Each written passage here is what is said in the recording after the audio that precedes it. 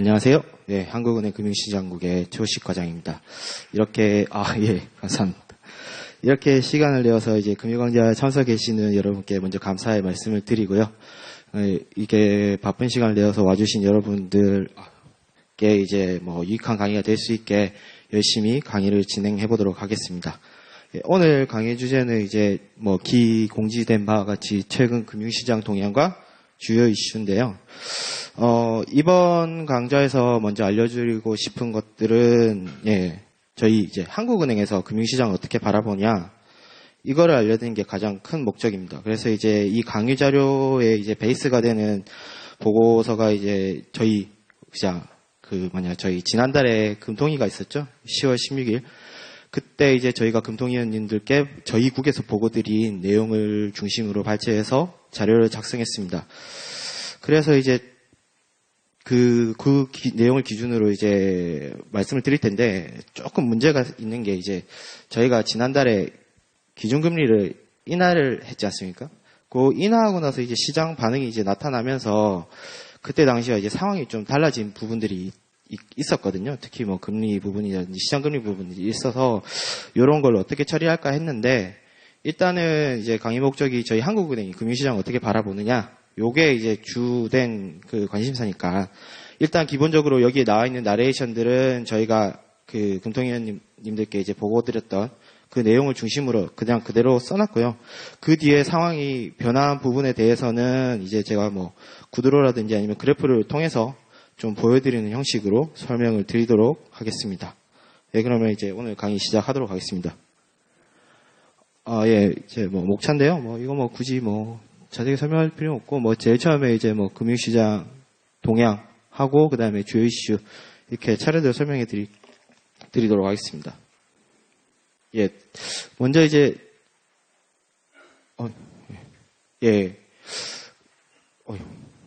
금융시장 동향을 앞서 이게 말씀드리기 전에 이제 기본적인 사항들에 대해서 배경 지식 정도로 이제 간략하게 말씀드리겠는데요.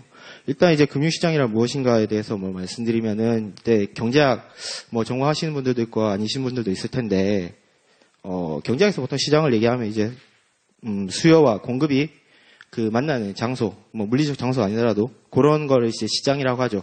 그러면 이제 금융시장이라는 건 그 앞에 금융만 붙었지 않습니까? 그러니까 이제 결국 금융상품에 대해서 이제 수요와 공급이 만나는 시장, 결국 이제 자금이 이제 왔다 갔다 하는 그런 거래가 이루어지는 장소라고 이제 이해를 하시면 될 것 같습니다. 근데 이제 옛날 같은 경우에 아주 오래전이죠. 아주 오래전 같은 경우에는 이제 이런 금융상품들이 이제 그렇게까지 많지도 않았고 했는데, 이제 현대에 들어서 이제 금융 분석 기법이라든지 이제 이런 것들이 개발되면서 금융 상품도 엄청나게 다양해졌습니다. 그러면서 금융시장의 이제 규모도 엄청 커지고 다양하게 됐죠. 그래서 이제 일단은 그렇게 많이 바뀌었다라는 거 말씀드리고, 그러면 이제 기본적인 이제 시장들의 무엇이 있나 이제 간략하게 설명을 드리면, 요 이제 밑에 이 그림이 이제 저희 한국에서 있는 이제 금융시장의 이제 개략적인 구조라고 보시면 됩니다.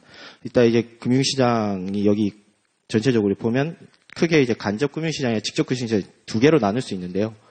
먼저 이제 간접 금융시장이라는 거는 이제 자금 이제 수요와 공급이 이제 직접적으로 만나는 게 아니라 금융 중개기관을 통해서 만나는 시장을 보통 얘기하는데, 가장 이제 대표적인 게 이제 은행을 통한 이제 예금과 대출이 이루어지는 이 예대 시장을 말합니다. 위에 예대 시장에서 보시면은 먼저 이제 대출 같은 경우에, 그러니까 저희가 만약에 이제 남는 돈이 있어서 예금을 한다거나 이랬을 때 이제 그 돈이 어디냐, 어떻게 대출에 쓰이는지 전혀 알 수가 없지 않습니까? 그렇게 이제 은행이 자체적으로 판단해서 이제 대출을 내보내는 거니까요. 그러면 그런 의미에서 이제 사실 자금 공급 주체와 자금 수요 주체가 이제 연결이 안 되어 있는 상황이죠.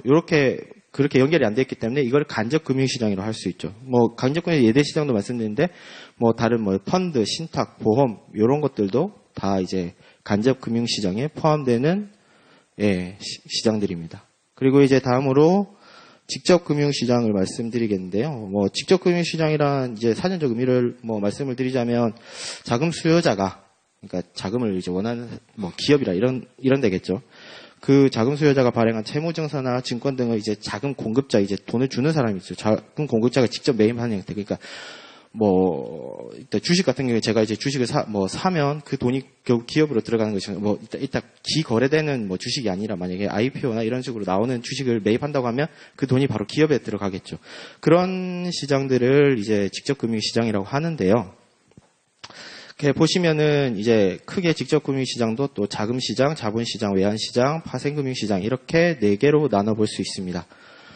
예, 그래서 이제 먼저 이제 자금시장이나 자본시장이 이제 크게 또 있는데 이 2개를 구분하는 기준은 결국에는 1년, 만기가 1년 이상이냐 이하냐 요걸로 보통 분류한다고 보시면 됩니다. 그러니까 자금시장 같은 경우에는 만기 1년 미만이기 때문에 좀 단기 시장이라고 보시면 되고요.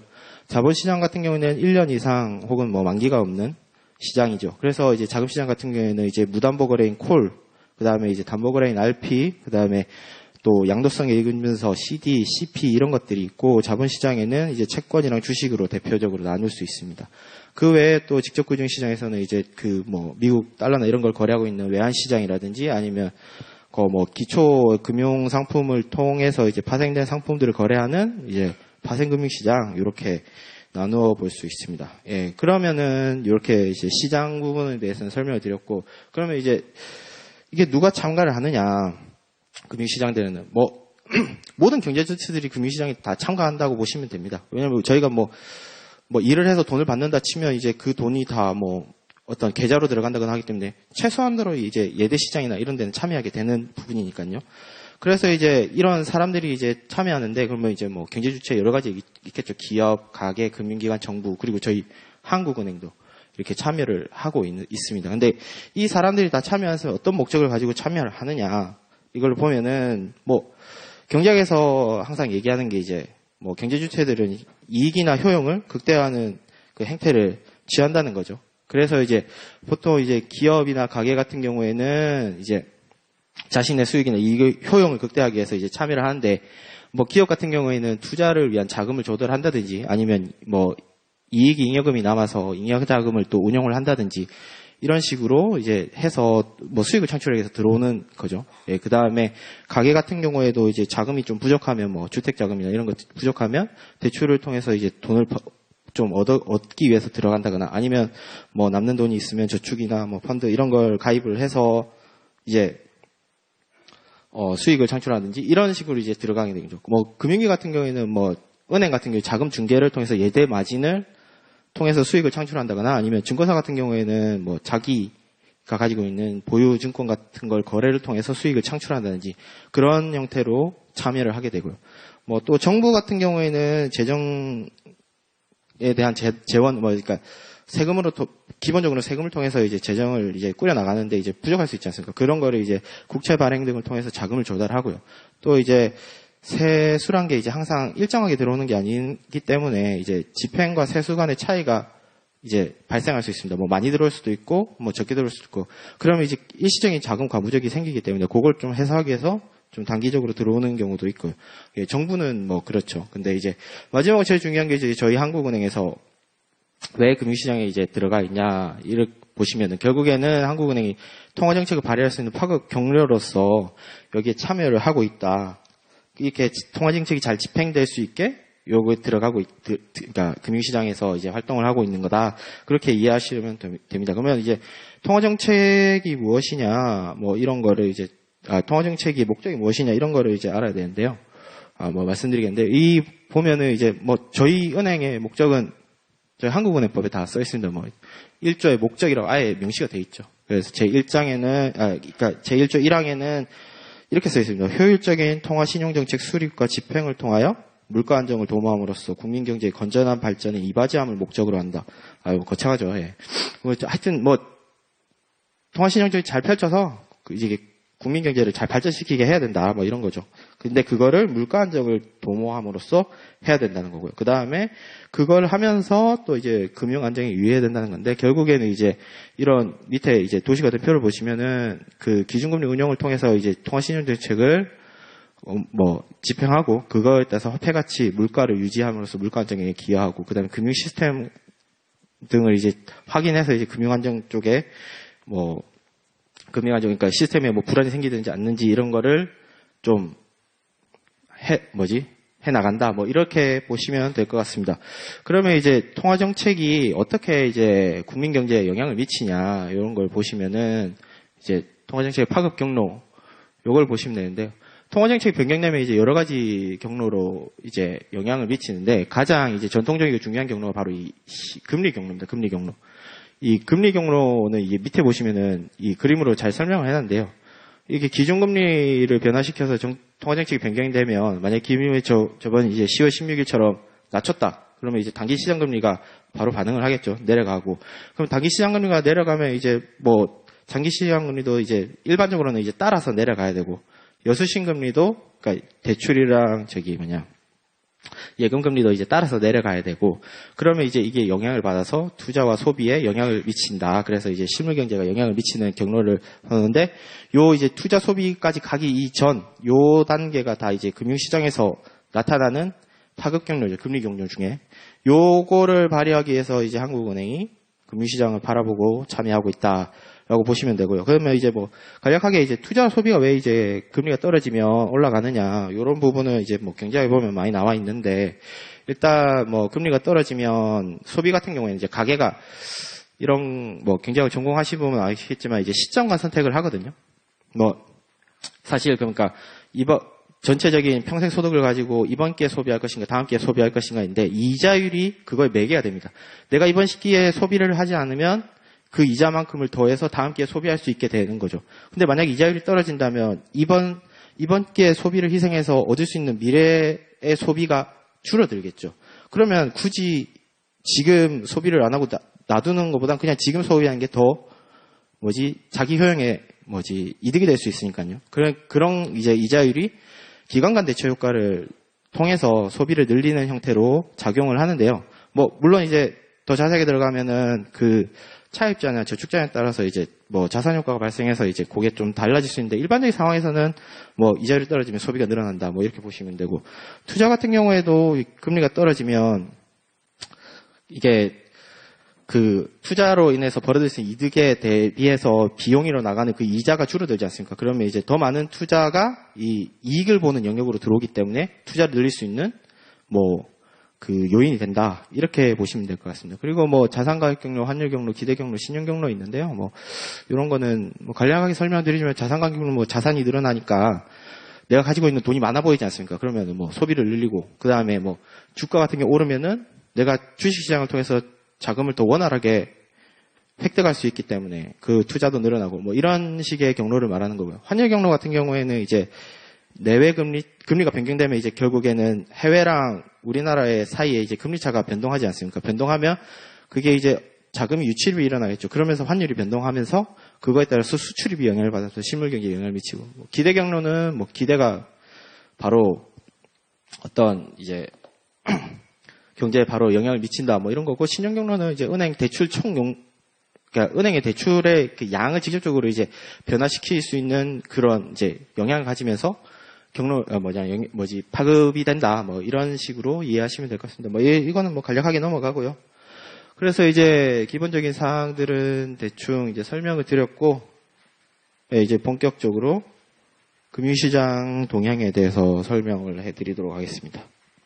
네, 이제 순서는 뭐 장단기 금리, 주가, 외국인 중개투자, 이제 여수신금리, 가계대출, 기업자금조달, 기타 요 순서대로 말씀드리는데요. 먼저 이제 장단기 시장금리다. 먼저 이제 장기 시장금리를 보는데요. 이제 여기 장기 시장금리는 보통 이제 그 국고채 3년물이랑 10년물을 기준으로 보통 얘기합니다. 근데 이 금리의 내레이션 읽어보면 이제 국고채 금리는 9월 초 주요국 금리와 함께 크게 반등하였다가 9월 중순 이후 상당폭 하락 이렇게 써있는데, 뭐 이렇게만 써있으면 이제 뭐 원인도 없고 이렇게 그냥 이렇게만 뚝 썼냐 뭐 이러진 않죠. 저희가 당연히 위에 보고 올 때 이게 왜 원인이 어떻게 됐냐 뭐 이런 것들을 다 설명을 하는데요. 일단 이제 이런 요인들을 그러니까 이런 원인들을 설명하기 위해서는 이제 이 시장금리에 영향을 미치는 요인들에 대해서 한번 이제 짚어보고 말씀을 드리는 게 좋을 것 같아서 뒤에 이제 여기 참고로 채권 수익률 결정 요인은 먼저 설명을 드리도록 하겠습니다. 뭐 채권 수익률의 결정 요인을 보면 이제 크게 이제 내적 요인이랑 외적 요인 두 개가 있는데요. 내적 요인은 이제 채권의 이제 그 내재적인 이제 성격에 따라서 결정되는 부분이라고 보시면 될 것 같습니다. 먼저 이제 채권의 잔존 만기 이 부분을 같은 경우 보면 만기가 이제 길면 길수록 이제 이게 남은 만기가 길면 길수록 이 채권의 그러니까 변동성이 가격이 변동하고 이럴 수가 있겠죠. 그러면 내가 나중에 팔 때 이제 손해를 볼 수도 있고 하니까 이런 거를 결국에는 만기가 길면 길수록 리스크가 커진다고 보시면 됩니다. 그럼 리스크가 커지면은 어떻게 해야 될까요? 효율적인 금융시장이라면 리스크를 테이킹을 하면 그에 대한 컴펜세이션이 있어야겠죠. 그러니까 수익률을 높여줘야 되는 겁니다. 그래서 채권의 잔존 만기가 크면 이 수익률이 올라간다. 보통 이런 거를 이제 텀 프리미엄, 그러니까 기간 프리미엄이라고 얘기를 하는데 그런 게 여기에 들어간다고 보시면 됩니다. 그 다음에 두 번째로 뭐 발행주체의 신용위험, 유동성 위험이 있는데 결국 이게 위험 써 있는 거 보니까 결국 리스크죠. 그 리스크가 올라가면 올라갈수록 컴펜세이션 되는 이제 그 수익률이 올라가야 된다. 그런 건데 뭐 발행주체의 신용 위험이라 하는 거는 결국에는 만약에 채권 어떤 회사채가 발행이 됐을 때 그 회사가 망할 수도 있지 않습니까? 그러면은 대출채권이란다. 채권에 대한 회수가 굉장히 곤란해질 수 있겠죠. 뭐 특히나 담보 같은 거 이런 거 없으면은 돈을 회수할 수가 없으니까 그러면은 내가 이걸 망했을 때 이게 손해를 볼 수도 있는데 그러면은 그 부분에 대해서 보상을 해주기 위해서 수익률이 늘어난다는 얘기고요. 그 다음에 유동성 위험은 이제 다른 문제인데 채권을 예를 들어서 말씀드리면은 이 시장이 이제 어느 정도 활성화되어 있냐 이 말이랑 거의 비슷합니다. 그러니까 유동성 위험이라는 게 만약에 이제 제가 어떤 A 회사의 채권을 들고 있는데 이게 갑자기 제가 다 채권 들고 있었어요. 돈이 없어. 근데 이제 갑자기 크게 아프거나 이래서 돈이 급하게 필요한 시점이 온 겁니다. 그러면 이제 병원비를 채권으로 줄 수는 없잖아요. 어떤 회사채를 주거나 이렇게 할 수가 없으니까 결국 그거를 시장에 다시 팔아서 현금화를 시켜야 되는데 그거에 대해서 수요가 없다. 그러니까 그 시장이 활성화되지 않아서 이게 살 사람을 다 찾아야 되고 일일이 찾아야 되고 이렇게 돼야 된다면 굉장히 불편하겠죠. 그러한 측면이 바로 유동성 위험이라는 건데 이렇게 이제 잘 거래가 되지 않는 채권에 대해서는 이제 프리미엄을 제공이 돼야 되고요. 그러면 당연히 수익률이 올라가도록 되겠죠. 그래서 내적 요인은 이렇게 말씀을 드리고요. 그 다음에 이제 더 중요한 게 이제 바로 외적 요인인데 이거는 이제 경기나 이런 외부적인 상황에 따라서 이제 수익률이 변동하는 부분인데요. 일단 경기 같은 경우에는 경기가 이제 좋아진다고 하면 대체 자산 이제 주식이라든지 이런 것들이 이제 주가가 올라갈 거지 않습니까? 그러면 이 주가가 올라가면 채권에 대한 매력도가 떨어지겠죠. 그러면 사람들이 이제 채권을 안 사려고 하고 그러면 어떤 자금 조달하려는 채권을 발행할 사람은 그만큼 수익률을 높여줘서 발행을 해야 되는 거나 아니면 그냥 채권을 보유했던 사람도 팔을 때 싸게 팔아야 되니까 그러면 이제 수익률이 올라갈 수밖에 없겠죠. 다음으로 물가 같은 경우에는 이제 물가가 상승하면 수익률이 올라야 된다는데 결국 이 물가 상승 부분은 결국 만약에 내가 1년짜리 1년에 10%를 받는 채권을 가지고 있다고 하면, 수익률 10%라는 채권을 받다고 하면, 만약에 물가가 10% 그대로 올라버리면 실질 가치에서는 결국 아무런 이득을 못 보는 거지 않습니까? 그러니까 물가가 많이 오르면 오를수록 그거에 대해서 이제 수익률을 높여줘야 되는 거겠죠. 그래서 이제 물가 상승이 되면 수익률이 올라간다. 이렇게 이해하시면 됩니다. 이 두 개는 이제 묶어서 이렇게 펀더멘탈 측면, 그러니까 경제의 이제 펀더멘탈적인 측면에서 결정되는 부분이고요. 다음으로 이제 통화정책 부분인데, 통화정책은 이제 기준금리가 변화하면 이제 수익률이 변한다는 부분인데, 통화정책이 기준금리가 떨어진다거나 올라가다 하면 그게 직접적으로 단기 시장 금리에 영향을 미치고, 그러니까 자금이 공급되거나 이제 줄거나 이럴 거니까요. 그래서 이제 그게 장기 시장 금리나 이런 데 영향을 미치면서 전체적인 자금에 대한 흐름에 영향을 주면서 수익률이 변한다는 거고. 그 다음에 수급은 이제 얼마나 이제 사람들이 살려고 하느냐, 그 다음에 어떤 경제 주체들이 발행을 하려는 따라서 이제 수요가 많아지면 당연히 수익률이 낮아요. 왜냐하면 수요는 자금을 공급하려는 주체니까요. 수익률이 떨어지고 공급이 만약에 이제 많아지면 수익률이 자금 원하는 사람이 많다니까 수익률이 올라가겠죠. 왜냐하면 돈을 내가 이 사람한테 보상해주는 수익률이 높아져야 되기 때문에. 그래서 이렇게 외적 요인이 결정된다라고 보시면 됩니다. 그러면 이제 요인을 봤으니까 이제 다시 돌아가서 이런 측면에서 이제 장기 시장 금리 변화를 보면 이제 이 요인을 이제 파악을 해야겠죠. 그래서 저희가 이제 금융시장에서 파악을 해본 결과 이제 9월 초에 반등했다. 이제 9월 초에 보면 여기 올라갔거든요. 여기 보시면 올라갔죠. 이거 미국 최고, 저희 국고채 올라갔죠. 이게 이제 왜 올라갔느냐, 이제 요인을 보니까 크게 세 가지가 나왔습니다. 이제 낮은 금리 수준에 대한 부담, 그 다음에 향후 채권 공급의 확대, 대외 리스크 완화, 요 세 가지 정도를 이제 요인으로 얘기를 했는데요. 일단 이제 첫 번째, 그 낮은 금리 수준에 대한 이제 부담이라고 하는데, 사실 이게 보시면은 이게 좀 시계열이 훨씬 길진 않지만, 요 보시면 8월 달에 엄청 낮았던 시점이 있었습니다. 이때가 바로 이제 국고채가 사상 최저치의 금리를 찍었던 시기거든요. 이 시기에 이제 최저치를 찍으니까 채권 수요자 입장에서는 이게 이제 과연 이제 더 떨어질까? 금리가? 약간 이제 부담이 되는 거죠. 이거를 만약에 더 떨어지면 사실 그 캐피탈 게인을 얻을 수 있는 여지가 있는데, 여기서 더 안 떨어지면은 다시 이제 올라가거나 이러면 이제 그만큼의 그게 손해를 볼 수 있는 부분이 있기 때문에, 그래서 이제 채권 수요자에서는 이제 약간 주저하게 되는 거죠. 그러면 수요가 줄고 그러니까 공급은 그대로인데 수요가 줄었다. 그러면 금리는 올라갈 수밖에 없는 거죠. 아까 그 수급 요인에서 말씀드렸다.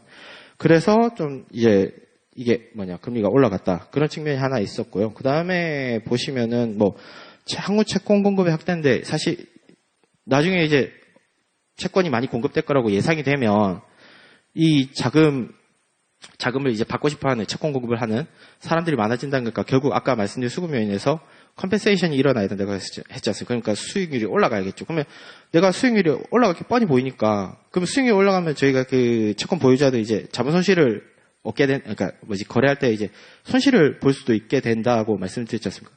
그러면 이제 그렇게 뻔히 이게 보이는데 살려고 할까요? 전혀 안 살려고 하겠죠. 그래서 그 부분에 대해서 이제 수요 측면에서 또 주저하게 되는 측면이 나타나게 돼서 이렇게 금리가 올랐다는 거죠. 근데 이제 과연 이제 그러면 채권 공급 확대가 예상이 됐다고 하는데, 이 채권 공급 확대가 무엇이냐? 이게 이제 크게 두 가지 정도가 있는데, 하나가 이제 대출이 있으신지는 잘 모르겠는데, 요번에 이제 최근에 하나 이제 좀 크게 이슈가 됐던 게 이제 안심전환 대출이 들어왔습니다. 안심전환 대출이 들어왔는데, 그게 이제 은행에서 변동금리로 대출 받았던 분들을 이제 싼 저리의 고정금리 대출로 이제 바꿔 타기하게 해주는 이제 그런 프로그램이었죠. 정책이었는데, 그거를 이제 하는 이제 기관이 주택금융공사입니다. 주택금융공사. 그러면 주택금융공사는 무슨 돈으로 이거를 이제 대출을 해주냐 이거죠. 그러면 이제 주택금융공사는 이 가계대출을 가지고 이걸 풀링해서 이제 채권을 발행합니다. 이게 MBS라고 하죠. MBS를 발행하게 되는데, 그게 이제 결국에 이제 안심전환 대출 실행되면 결국 MBS 채권이 이제 시장에 풀린다는 거죠. 그게 이제 지금 보면은 원래 일정상으로는 그러니까 먼저 규모를 말씀해 드리자면 이제 그 안심전환 대출이 한 20조 되는데요. 그러면 결국에는 그만큼의 MBS도 거의 비슷한 수준으로 발행이 되겠죠. 그러면 20조가 이제 시장이 한 번에 풀리니까 굉장히 공급 쪽에서 부담이 되는 거죠. 그러면 이제 그렇게 되는데, 이제 이게 지금 원래 예정상에서는 올해 한 12월부터 내년 1, 2월 중 사이에 이제 이 정도가 풀린다 이런 식으로 얘기가 나왔는데, 이제 조금 그러니까 이게 실사나 이런 것들이 검사하고 이런 것들이 이제 일정이 좀 조금 늦어지고 있는 상황이긴 한데, 어쨌든 이게 내년도에 풀린다는 게 뻔히 보이는데, 이거를 사는 사람은 약간 좀 그렇죠. 예.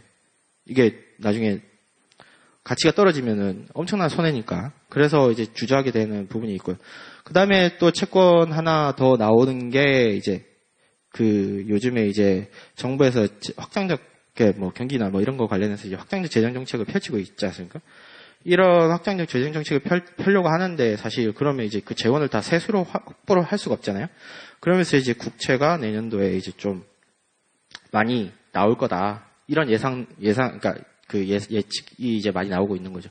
그러면서 이제 이런 부분에 있어서 이 영향을 미쳤다 보시면 되고, 그 다음에 마지막으로 이제 대외 리스크 요인인데, 9월 초에 이제 좀 긍정적인 뉴스들이 몇 개 있었습니다. 이제 미중 고위급 회담 재개, 그 다음에 홍콩 범죄인 송환법 철회, 이런 것들이 유래되어 있었는데, 이러면 이제 사실 좀 분위기가 좋죠. 분위기 좋으면 이제 굳이 뭐 안전자산인 채권에 대한 투자보다는 주식 쪽으로 옮겨가니까 또 이것도 이제 좀 금리를 금리를 올리는 데 대한 요인으로 작용을 하게 됐습니다.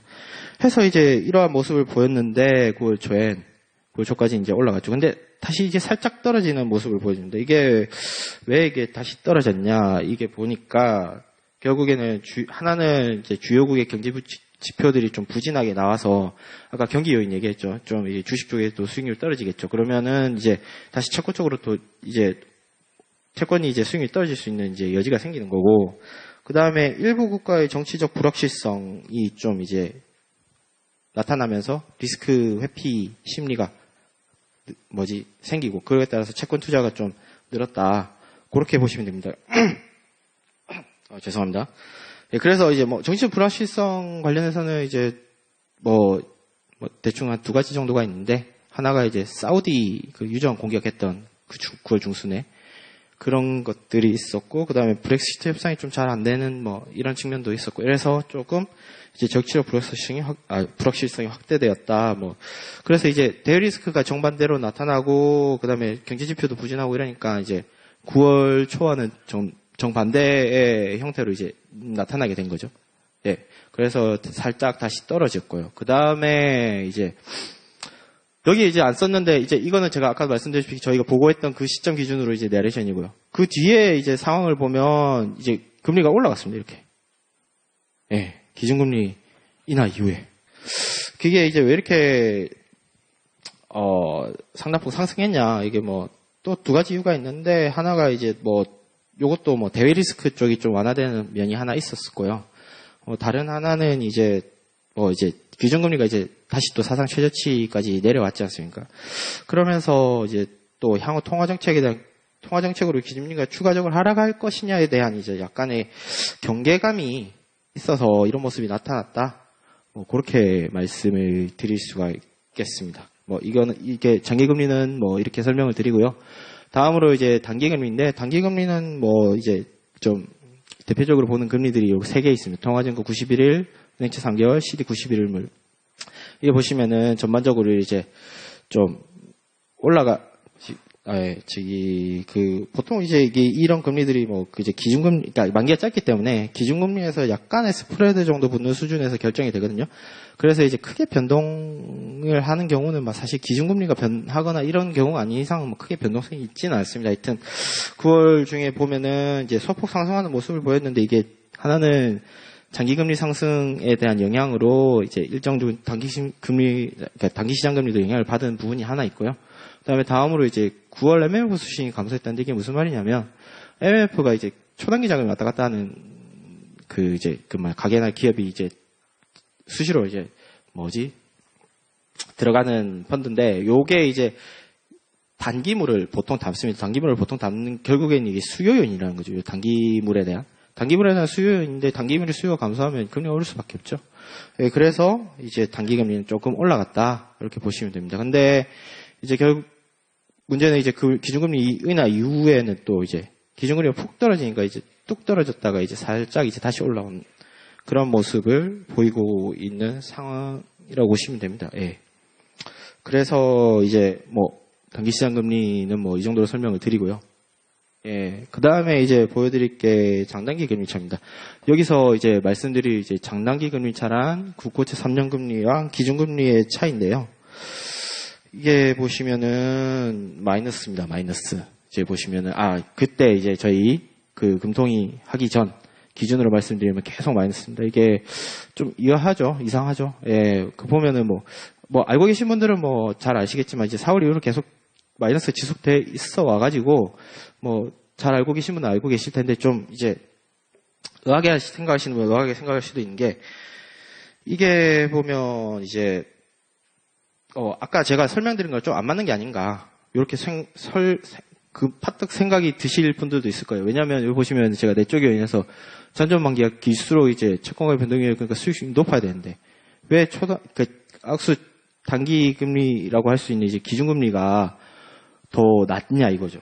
이거를 설명을 좀 드리자면, 일단은 이제 잔존만기가 길면 당연히 이제 아까 말씀드린 기관 프리미엄이 있어야 되니까 이제 채권 수익률이 높아야 맞는데 사실 뭐 이런 그러니까 하나의 상황을 제가 좀 먼저 가정해서 말씀드리겠습니다. 이제 저희가 이제 미래에 대해서 미래 단기금리를 다 알고 있다고 하면 장기금리랑 단기금리의 관계가 어떻게 될 것이냐. 뭐 예를 들면 3개월물 금리 그리고 그 미래의 3개월 금리를 다 알고 그 다음에 1년짜리 금리가 있다 치면 3개월물 금리를 4번 롤오버 하면 결국 이제 1년짜리 금리랑 같아져야 됩니다.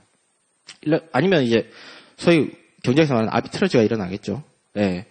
동일하게 돼야 되는데 이게 만약에 그러면은 뭐 예를 들어서 이제 그런 상황이 벌어진 거죠. 1분기 때 3개월물 금리가 4%고 2분기 때 3개월물 금리가 3%, 그다음에 3분기 때 뭐 이제 3개월물 금리가 2%, 4개월 때 금리가 1% 이렇게 치면 뭐 대략적으로 계산해서 1년물이 평균적으로 한 2.5 정도에서 1년 만기짜리가 2.5에서 결정돼야지 이게 다른 게 이 차익거래 요인이 없어지는 거지 않겠습니까? 그러면은 요 정도 수준에서 결정되는 게 이제 맞죠. 그런데 보면은 그러면 이제 1분기만 놓고 봤을 때는 어떻게 되냐? 1년 물자는 2.5고 지금 봤을 때 1년 물자는 2.5고 3개월 물자는 4%인 거죠. 그럼 마이너스 1.5가 되네요. 예. 네. 결국에는 그러니까 향후에 나타날 이제 그 단기금리가 떨어질 거라고 예상한다는 게 이제 많았다. 그렇게 이해를 하시면 됩니다. 요 역전됐다는 이 얘기를. 그러면은, 근데 이제 저희가 단기 이제 시장금리를 이제 뭐, 미래를 다 알 수 있는 게 아니잖아요. 결국에는 이게 다 채권시장 참가자들의 기대가 들어가는 거죠. 그러면 그 기대가 향후, 이게 기준금리가 인하에 대한 이제 그런 기대가 있다. 그렇게 보시면 될 것 같습니다. 예. 그런데 이제 여튼 이제 그래서 이제 9월 중에 이제 장단기 금리차를 보면 이제 장기 금리가 아까 얘기 드렸잖아요. 좀 올라가서 그러니까 반락하긴 했는데 조금 이제 전체적으로 올라갔죠. 올라가면서 이제 전체적인 그 장단기 금리차가 조금 줄어들었다. 이런 상황이 되었습니다. 근데 이제 요게 이제 이게 분홍색이 이제 저희가 보고 드릴 이제 10월 10일 정도쯤에 이제 이기고, 그 다음에 이제 기준금리 결정 이후에 보니까 또 그러니까 이상하지 않죠. 이제 정상 상태라고 해야 되나요? 이렇게 돌아온 거죠. 기준금리가 떨어졌음에도 이제 국고채 금리가 이제 확 올라오면서 이제 이 역전이 해소되었다. 근데 이 역전이 해소됐다는 거 아까 말씀드렸다시피 그러면은 결국에 단기금리가 떨어질 가능성이 좀 낮게 본다. 그런 거죠. 결국에는 그 시장 참가자들이 이제 아까 말씀드렸다시피 이제 그 기준금리가 사상 최저 수준까지 오니까 이제 사실 이제 이거에 더 떨어질까라고 하는 이제 기대가 사실 좀 많이 없어졌다. 그렇게 시장 반응이 나타나서 이렇게 역전이 해소됐다. 이렇게 보시면 되겠습니다. 네, 그리고 이제 장단기 금리차 얘기 드리면서 하나 더 말씀드리고 싶은 게 이제 요거는 저희가 일반적으로 그러니까 저희가 이제 은행에서 보는 이제 장단기 금리차 요 국고채 산물 기준금리 얘기고요. 이제 미국에서 이제 이번 8월 달쯤에 크게 한번 이제 주가가 8월 말쯤인가? 예. 한번 이제 주가가 크게 출렁였던 적이 한 번 있거든요. 막 한 3% 떨어졌었나? 예.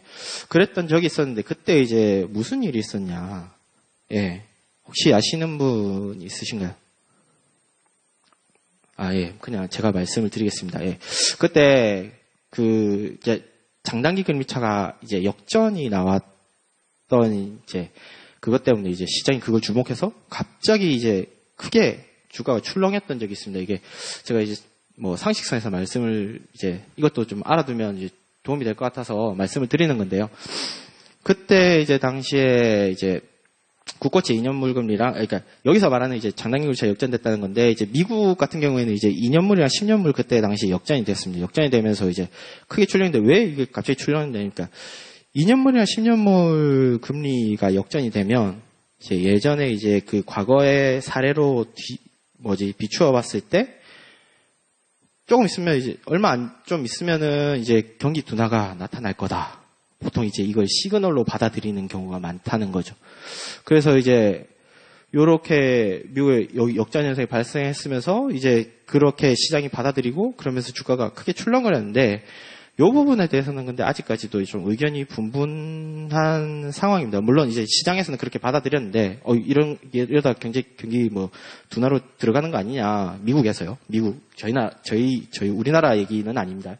그래서 이제 막 얘기했는데, 뭐, 이제 여러 가지 이제 견해가 있는데, 그러니까 예전에 전통적으로 이제, 과거는 반복된다. 예, 그렇게 보는 쪽이 이제 경기 침체 신호다. 이거는. 이렇게 얘기를 하는 거죠. 그럼 뭐, 여기에 더해서 뭐 또 설명을 덧붙이자면, 이제, 보통 이거는 뭐 이제 경험칙으로 얘기를 하는 거고, 또 하나 덧붙여 설명하자면 이게 어떻게 영향을 미치냐. 보통 은행이 이제 예대 시장에서 이제 하는 행태를 보면, 보통 이제 보통 예금하면 한 1년짜리 하시지 않습니까? 1년짜리 들어와서 뭐 주택담보대출 이런 거 길게 이제 대출을 해주거든요. 그러면 이제 보통 이제 단기금리와 장기금리 간의 차이를 이제 사실은 은행 쪽에서 이제 그러니까 이게 수익으로 이제 창출해내는 부분인데, 이게 장기물이랑 단기물이랑 역전을 되면 은행 수지상에서 굉장히 이제 악영향을 미치겠죠. 악영향을 미치면 여신이, 그러니까 대출이 이제 또 위축되고, 대출이 위축되면 이제 이 경제주체들이 대출을 못 받으니까 돈이 잘 안 돌아서 이제 경기 침체로 접어들 수 있다. 이런 것들을 설명을 덧붙이는 것들이 이쪽에 경기 침체 신호라고 보는 그런 주장의 견해가 이렇게 있고요. 근데 이제 반대쪽에서는 예전이랑 상황이 다르다. 예, 지금은 예전과는 다르다. 이렇게 항상 얘기를 하고 있습니다. 이게 이제 그러니까 어떤 상황이 다르냐를 보면은 이제 예전에 이제 경기 침체가 나타났던 경우에는 보통 이제 단기금리 상승으로 이제 역전이 촉발되는 경우가 많았죠. 그러니까 FRB 금리가 올라가서 단기물이 올라가고, 단기물 올라가니까 역전이 나오고, 그러면서 이제 침체에 들어간다, 그런데 지금 최근에 있었던 일 같은 경우에는 오히려 그러니까 장기금리가 떨어지면서 이런 역전 현상이 발생했기 때문에 과거의 사례랑 똑같이 보면 안 되는 거 아니냐. 그렇게 하나 얘기를 하고요. 그 다음에 또 하나가 이제 저희 금융위 겪고 나서 이제 비전통적인 통화정책들이 많이 들어오면서 장기물에 대한 기간 프리미엄이 많이 좀 줄어들었습니다. 예전보다 기간 프리미엄이 많이 줄어들었으니까 결국에는 그러니까 장기물이랑 단기물이랑 역전할 수 있는 여지가 많이 커지는 거죠. 그 여지가 커지니까 이거를 똑같이 해석하면은 좀 아니지 않냐. 그렇게 얘기를 하는 겁니다. 어쨌든 지금 당장으로서는 이제 이런 주장들이 나오고 있는데, 지금 당장에는 경제적 불확실성도 크고, 그 다음에 이제 경기 진폭이 예전처럼 이제 크지 않아서 이게 진짜 침체로 왔다 안 왔다 계속 침체인 것 같은데 이런 생각할 수도 있고 이래가지고, 이거는 사실 향후에 이제 결국 결과가 나와봐야 이게 진짜 이게 시그널이었나 아니면 다른 거였냐 그러니까 얘기를 할 수 있을 것 같고요. 지금 상황에서는 이런 견해들이 제기되고 있다. 요 정도만 이해하시면 될 것 같습니다. 예, 다시 돌아가서요. 그래서 장단기 금리는 이제 이렇게 말씀을 드리고요. 다음에 이제 한미 금리 차인데, 이제 이것도 보시면은 이것도 역전되어 있습니다. 항상 물론 이제 계속 이제 역전폭 자체는 이제 줄어들어 오긴 했는데, 이거에 이제 9월 중 이제 동향을 보면 결국 9월 하순 이후에 미국 채금리가 이제 좀 크게 하락했거든요. 그러면서 이제 외국금리가 떨어졌으니까 이제 저희가 원래 밑에 있었는데 이제 붙은 거죠. 그러면서 이제 결국 이제 이 스프레드가 이제 줄어들었고요. 그래서 근데 어쨌든 이런 거 관련해서 이제 이 금리 차가 저희가 낮으니까 이게 외국인 자금이 빠져나가는 거 아니냐 이렇게 우려하시는 분들도 있는데 그랬으면 우리나라 벌써 망했겠죠. 그렇게 결정되는 부분은 아니고요.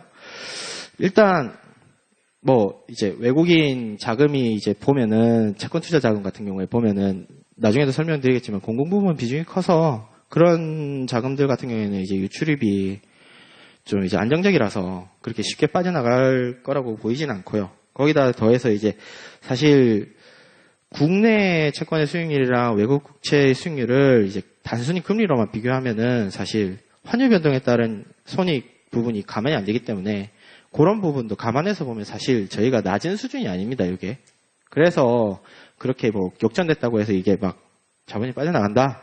이렇게 그러니까 그렇게 이해하실, 오해하시면 안 되고요.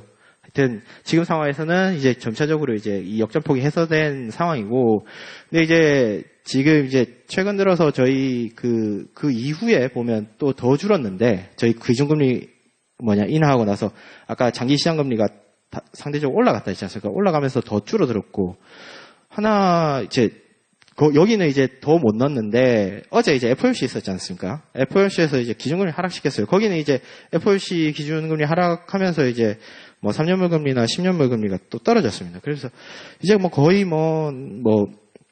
우리나라랑 미국이랑 금리 차는 거의 뭐 해소됐다, 이것도. 그렇게 보시면 될 것 같습니다. 뭐 또 좀 이따가 또 상황이 어떻게 바뀔지 모르겠지만, 지금 당장에는 뭐 그렇게 됐다. 뭐 이 정도로 보시면 될 것 같습니다. 예. 다음으로 이제 시장금리 마지막인데요. 이제 회사채 신용 스프레드입니다. 예. 그 회사채 신용 스프레드는 이제 뭐 동일반기 회사채 금리랑 국고채 금리 간의 차이인데요. 요게 의미하는 바가 뭐냐? 그러면 앞에 이제 저희 뭐 내적 요인에 보시면 발행 주체 신용 위험 있죠. 사실 만기도 똑같고 뭐 나머지 성격들은 다 똑같은데 누가 발행했냐의 차이밖에 없거든요, 결국엔.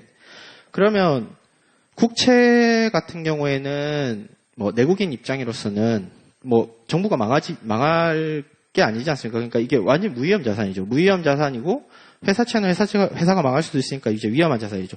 그러니까 정말 이 회사채 신용 스프레드는 그 회사의 신용 위험을 대변한다. 뭐 이렇게 보시면 되는데, 이 신용 스프레드가 좀 이렇게 상승하는 모습을 나타냈습니다. 이게 왜 이제 이런 신용 위험이 나타났냐, 이렇게 보면은 일단 수급 여건 악화 이렇게 얘기했는데, 수급 여건을 얘기 드리자면, 요때 이제 은행채 발행이 좀 확대되었고, 은행채 발행이 확대되면 이제 공급이 늘어났죠. 그에 반해 펀드는 좀 자금 줄었어요. 유출돼가지고, 이제 수급 여건이 이제 수요는 줄고 공급은 늘고 이러니까 이제 회사채 쪽 금리는 올라간 거겠죠. 올라가면서 이제 스프레드가 올라갔고요. 그렇게 보시면 됩니다. 근데 이제 스프레드가 올라갔다고 해서 회사채가 발행이 잘 안 돼가지고 자금 공급이 안 되냐, 그런 건 아니고요. 예, 마지막 달 보시면 0.8조 순발행했거든요. 이게 좀 작다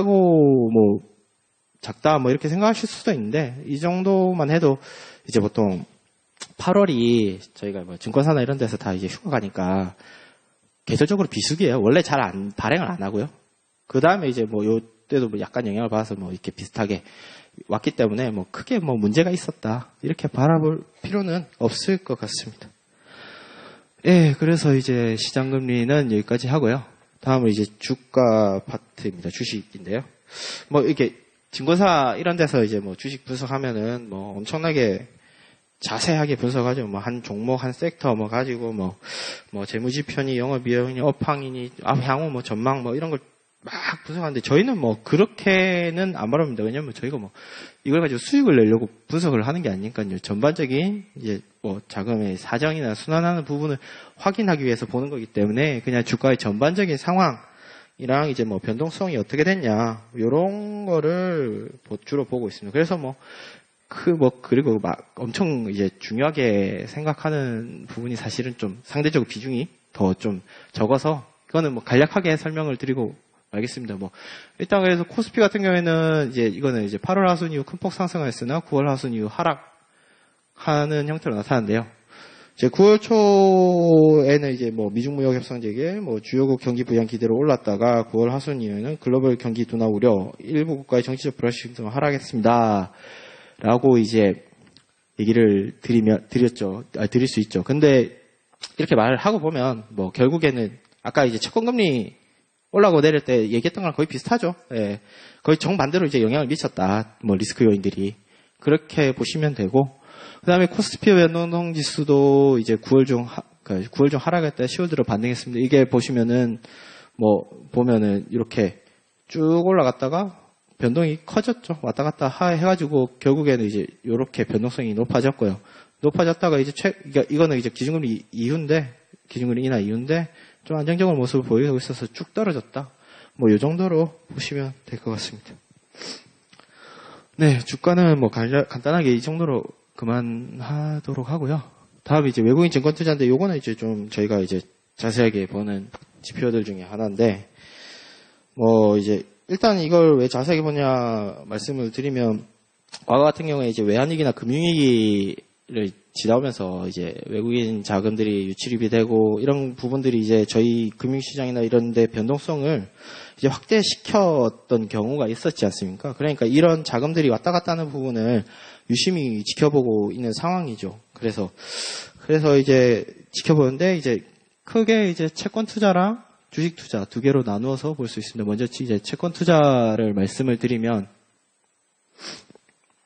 이제 9월 달에도 증가세를 이제 지속하면서 보유 잔액이 이제 사상 최대치를 경신하고 해왔습니다. 이게 보시면은. 그래서 이게 사상 최대치 경신한 게 끝이 아니고요. 결국에는 이제 이렇게 들어온 자금들이 누구가 들어왔냐, 어떤 애들이 들어왔냐, 그 다음에 만기는 어떻게 가져가느냐, 이런 것들이 이제 뭐 이 외국인 채권 자금이 안정적이냐, 안 안정적이냐를 판단하는 데 주요한 지표가 되겠죠. 그래서 이제 보면은 주체별로는 공공부문, 이제 국부펀드랑 뭐 국제기구 중심으로 증가를 했고, 만기별로는 뭐 3년물 이하 중심으로 증가했다. 그렇게 보시면 됩니다. 그래서 이제 뭐, 일단 아까도 말씀드렸는데, 이제 채권 주체 얘기를 드렸죠. 그래서 이제 보면 이제 뭐 쭉 늘어나고 있고, 전체적인 자금도 잘 들어오고 있는데, 이 채권 중에서 이제 그 공공부분이 차지하는 부분이 꽤 높거든요. 그러니까 그 각국 중앙은행이라든지 국부펀드, 국제기구 이런 애들이 들어오는데 거의 한 70% 정도 되더라고요, 보니까. 그러니까 뭐 이런 쪽에서 이제 좀 긍정적으로 볼 수 있는 측면이 많이 있기 때문에 뭐 많이 걱정을 할 필요는 없는 것 같다. 뭐 이렇게 보시면 될 것 같습니다. 그 다음에 이제 다음에 보실 게 이제 뭐 외국인 주식 투자인데요. 뭐 이거는 단기적으로 왔다 갔다 할 수 있는 부분, 금액이기 때문에 좀 이제 봐야 되겠죠. 근데 이제 일단 보면은 뭐 주식 거래를 하시는지 안 하시는지 모르겠는데 이제 뭐 이런 얘기들이 많이 있지 않습니까? 뭐 외국인이 살 때 사고 팔 때 팔아라. 뭐 주식 할 때 그런 얘기가 있는데 이제 뭐 보통 이제 이런 말의 의미는 결국에는 뭐 외국인 할 때 수익 잘 보니까 그거 따라만 해도 뭐 절반은 간다. 뭐 이런 건데 이제 제가 이거를 이제 한국은행 직원으로서 바라보는 입장은 뭐 결국에는 이제 외국인 주식 자금 유출입의 원인이 결국 주가 변동의 원인이랑 거의 비슷하다. 그런 거죠. 그래서 이제 뭐 외국인 주식 투자가 이제 그런 측면에서 바라보면 된다 이랬는데 결국 그 이제 9월달 중에 이제 외국인 주식 투자를 보면 8월 이후 이제 순매도가 지속됐는데 이 순매도 지속보다는 이제 이 규모가 축소됐다. 요거에 포인트를 맞추시면 될 것 같습니다. 이렇게 뭐 9월 초에 이제 미중 무역 협상 재개 뭐 그런 것 때문에 이제 좀 대외 리스크가 약간 이제 완화되는 것도 있어가지고 요런 이제 외국인 주식 순매수 그러니까 이 순매도 규모가 이제 좀 줄어들었고요. 또 뭐 이제 개별 저희 한국 개별적인 뭐 이유로는 저희가 삼성전자 같은 경우가 이제 주식 시장에서 가장 큰 부분을 차지하고 있잖아요. 그러니까 삼성전자에서 또 가장 이익을 많이 보는 부분이 또 요새는 또 뭐 휴대폰도 있겠지만 반도체가 있지 않습니까? 근데 이제 반도체 업황이 좀 회복되는 기대가 이제 뭐 디램이나 랜드 가격이 좀 다시 올라갈 것 같다라는 전망도 있고 뭐 그런 것 때문에 이제 좀 순매도 규모가 줄었다. 그렇게 보시면 될 것 같습니다. 예, 다음에는 이제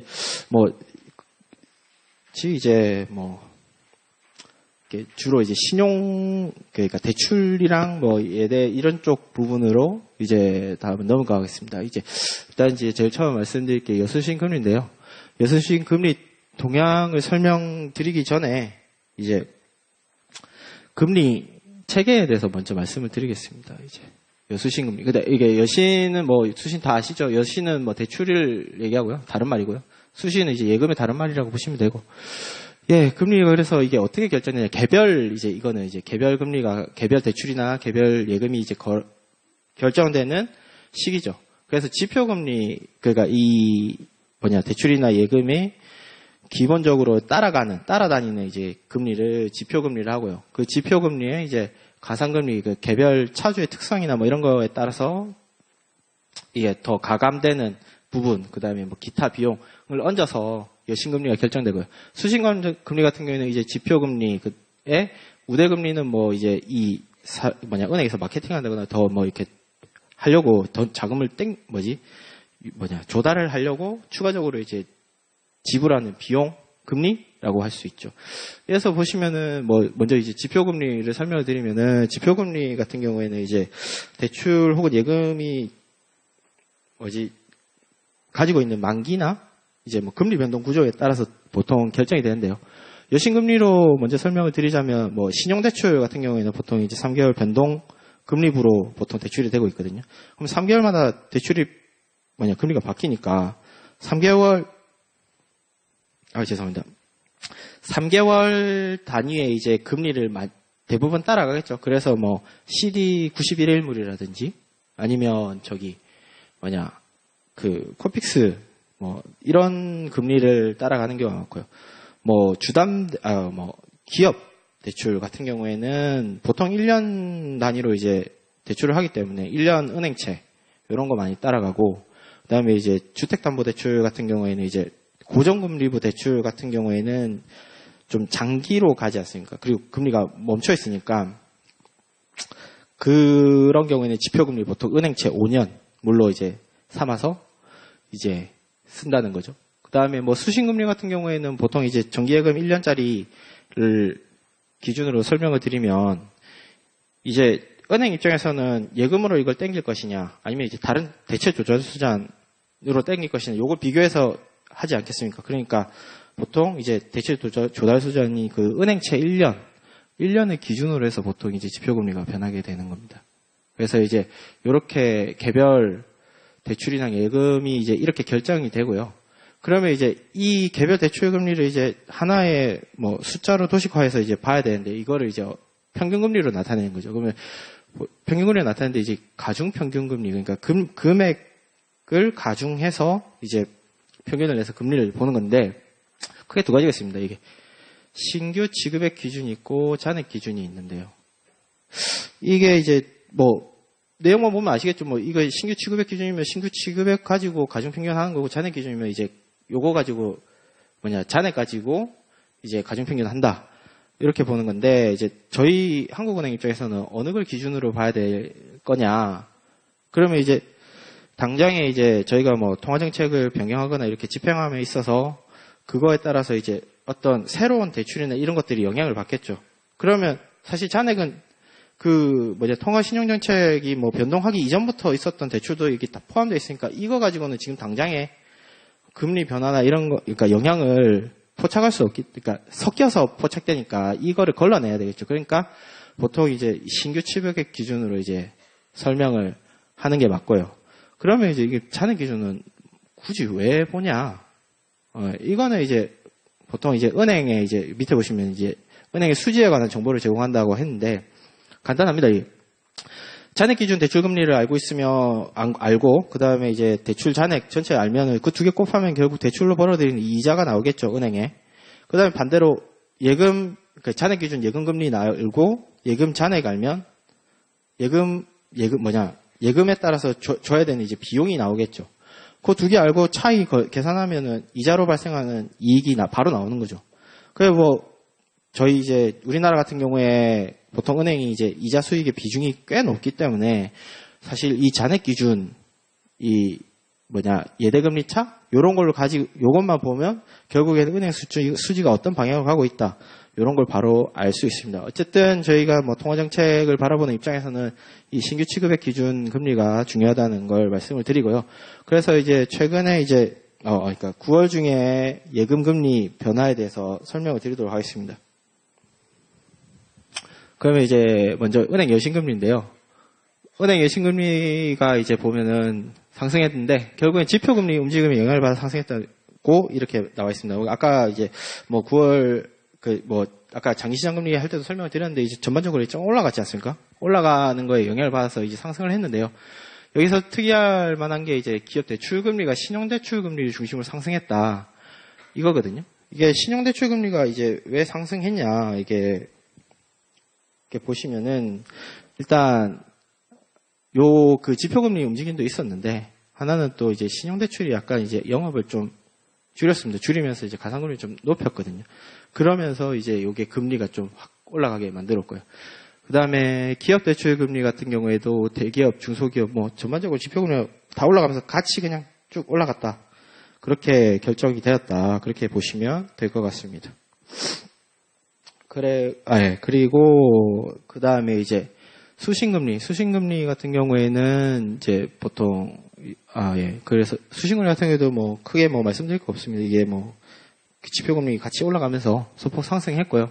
다만 이제 여신금리만큼 상승을 못했거든요. 여신금리만큼 상승을 못하면서 여수신금리 차는 전월에 비해 확대됐다. 이렇게 보시면 될 것 같습니다. 그래서 여수신금리 설명은 여기까지 하고요. 그 다음에 이제 가계대출인데, 가계대출은 정말 관심이, 그러니까 모든 정부나 이런 데서 관심이 엄청 많은 이제 지표라고 할 수 있습니다. 왜냐하면 이제 이게 사실 주택시장 상황이랑도 이제 연관성이 많다고 생각해서 정부도 많이 들여다보는 지표고요. 그래서 이제 사람들이 관심이 많고, 이게 또 부동산 시장에 영향을 미친다 보니까 정부에서는 이제 부동산 대책을 낼 때 이제 빠지지 않고 이제 규제를 받는 부분이 이제 이런 가계대출 부분인데, 이제 보면은 9월달 동향을 먼저 말씀을 드리면, 기타 대출 둔화 등으로 전월보다 증가 규모가 축소되었다. 그렇게 보시면 됩니다. 아까 그 신용대출이나 이런 것 좀 가상금, 그러니까 영업을 좀 좀 적게 했다고 말씀드렸지 않습니까? 그러면 가상금리 또 올리고 그래가지고 이제 그런 신용대출이 좀 줄었거든요. 그 신용대출 줄어서 이제 이 영향을 받았다 보시면 되고, 근데 이제 주택담보대출 같은 경우에는 증가세가 이제 좀 계속 크게 안 떨어졌죠. 보시면.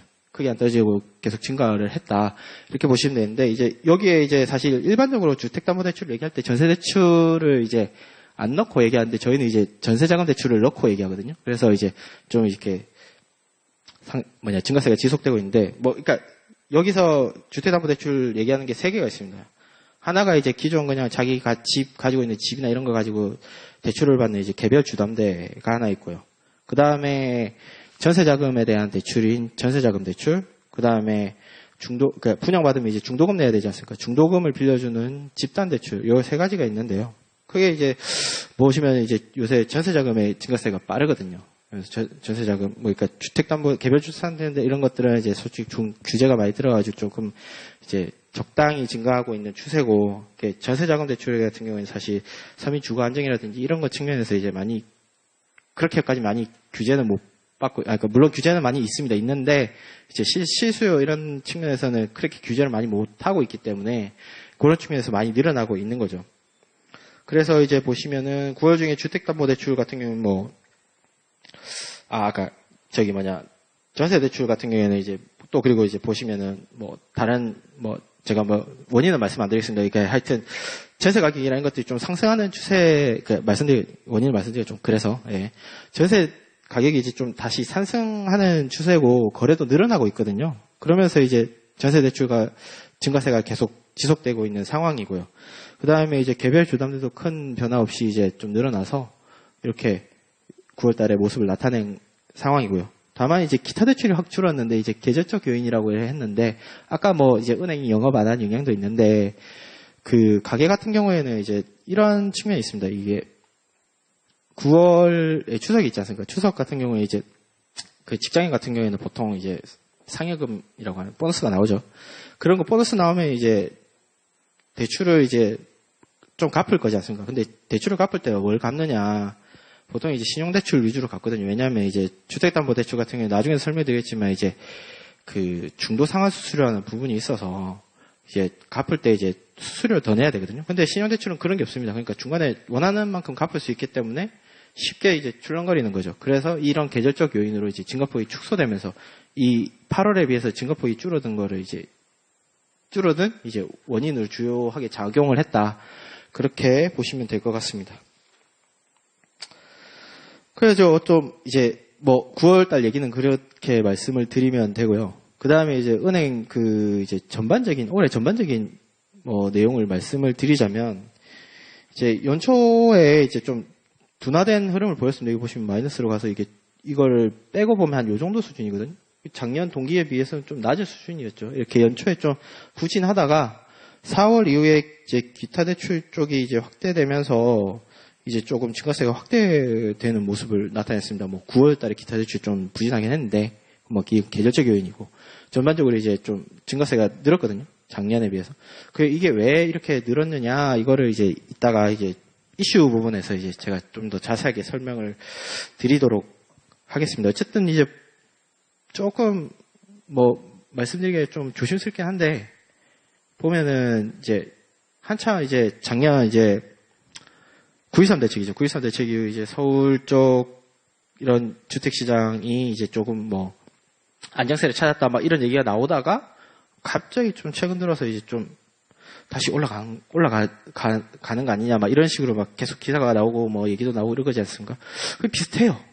조금 이렇게 영향을 받는 게 아닌가 그렇게 보고 있거든요. 그렇게 뭐 이해하시고 이따가 이제 기타 대출 부분에 있어서 좀 더 자세하게 설명을 드리도록 하겠습니다. 그 다음에 다음으로 이제 비은행인데 비은행이라고 하면 이제 뭐 여러 가지 기관이 있는데 뭐 보험사 그러니까 보험사에서 하는 대출이 있고 그 다음에 뭐 카드 업무나 뭐 이런 거 아니면 뭐 토론하는 이제 여신 전문사 그 다음에 저축은행 그 다음에 이제 신용협동기구 뭐 이거 신용협동기구 같은 경우는 좀 안 하다 할 수 있는데 뭐 신협이나 새마을금고 이런 단위 조합이 이제 뭉쳐가지고 이제 하는 뭐 그런 애들을 말하는 건데요. 농협이 이제 대표적인데 농협이 이제 뭐 잘 아시는 분도 있고 모르시는 분도 있을 텐데 농협이 이제 두 가지입니다. 농협은행이라고 하는 얘들은 은행으로 분류가 되고요. 이게 지역에 무슨 농협이라고 이렇게 그 시골 같은 데 가보면 이제 막 농기구 팔고 하는데 그 옆에 막 은행 창구도 같이 있고 막 이런 데 있거든요. 그런 애들은 이제 그게 자기네 이제 그거 조합원들의 돈이랑 뭐 조합원이 아니어도 받긴 하는데 하여튼 그런 돈들을 이제 해서 뭐 다시 또 빌려주고 하면서 그렇게 이제 신용 업무를 하는 부분이 있거든요. 그런 애들이 비은행 쪽에 포함된다. 그렇게 보시면 될 것 같습니다. 어쨌든 이제 요런 비은행이 이제 기관들이 여러 가지인데 이게 다 각자 이제 업권마다 성격이 다 달라서 뭐 이렇게 각각 이제 설명드리기에 좀 곤란하고 그 전반적인 상황을 말씀드리면 이제 9월이 이제 전월 대비 감소했고 그 8월에도 감소했던 이 감소한 게 감소폭이 더 커졌다 뭐 이런 건데 일단 뭐 가계 주담대 부분이 대출 규제나 이런 것 때문에 좀 부진한 면이 하나 있고요. 그 다음에 아까 기타 대출 얘기했던 그 뭐 계절적 요인으로 증가폭 축소했던 이게 똑같이 이제 적용을 받아서 얘네들도 같이 영향을 받아서 좀 줄어들었다 9월 중에 그렇게 보시면 됩니다. 다만 이제 이 연간 전체로 보면 좀 은행이랑 좀 다르죠. 이게 엄청 부진했는데 이렇게 많이 늘어났다가 확 줄었습니다. 확 줄었는데 이게 왜 이렇게 줄었을까 이제 좀 곰곰이 뜯어보긴 하는데 결국에는 뭐 대출 규제 이런 것 때문에 은행이 이제 이쪽으로 가계대출 쪽으로 영업을 좀 줄이는 형태, 그러니까 줄이는 영향이 하나 있고요. 또 이제 이런 규제가 들어오다 보니까 가계대출로 나가는 게 아니라 뭐 개인사업자나 이렇게 돌려서 나가는 게 아닌가 이렇게 좀 보고 있거든요. 사실 이제 그래서 좀 개인사업자 대출 쪽이 많이 늘어나고 있는데 그런 게 이제 좀 영향이 있는지는 좀 더 자세하게 좀 보고 있는데 의심만 하고 있는 상황이고요. 조금 이렇게 좀 더 자세하게 아직은 못 봐서 하여튼 그런 상황이다. 이렇게 이해를 하시면 될 것 같습니다. 다음으로 이제 기업 자금 조달 부분인데요. 기업 자금 조달하는 부분은 크게 두 가지가 있습니다. 하나는 대출이고 하나는 직접 금융시장, 뭐 회사채 CP 뭐 이런 걸로 이제 주식이나 이런 걸로 이제 조달하는 건데 먼저 대출을 보면 이제 뭐 올해 중에 대출이 굉장히 잘 이루어지고 있다 전반적으로. 그리고 이제 먼저 9월달부터 말씀을 드려야 되죠. 9월달은 전월보다 이제 증가 규모가 또 확대됐는데.